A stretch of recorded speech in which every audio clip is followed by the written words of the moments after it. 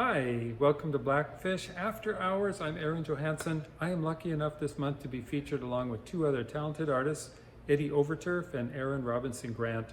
This show is called Denatured, and I'd like to show you a couple of my works. Over here we have three works that are rather symbolic of this show. The first one is called Berg, and the second is called Organ Grinder Growler, and the third one is called Berg. What these three works have in common is that they are all modeled after icebergs. Not the kind of iceberg that you might run into in the real world, but I asked the question, what would an iceberg do if it had the volition to change? If it had a new set of clothes or the ability to merge with a slug?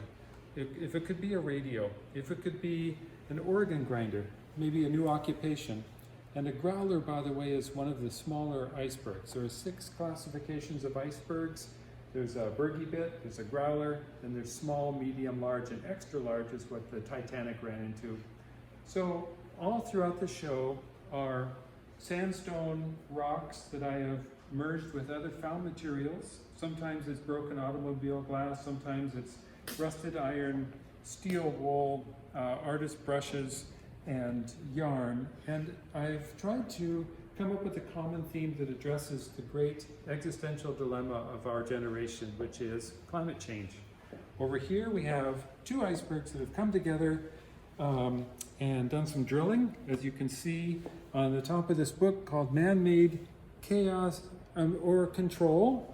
There is an oversized valve with a spigot leading into an environmental catastrophe, and over on this side we have a little figure that's engulfed in flame, which was inspired from the huge fires raging through Australia recently and Northern California last summer. There's also theme music brought to us by Beethoven's For Elise, which he wrote when he was deaf, and I thought that was somewhat symbolic too, that we have deaf ears to the plight of the planet right now. The last one I'd like to talk about is called Vanity Burger. What would an iceberg look like if it was going out for a night on the town? Well, certainly it would carry a mirror, make sure it looks hot, or is it cool? I don't know. Anyway, I hope you get a chance to check out the show this month. It's up the entire month of February. I think you'll find it very interesting. We're having an artist talk on the 15th, so please stop by. Thank you.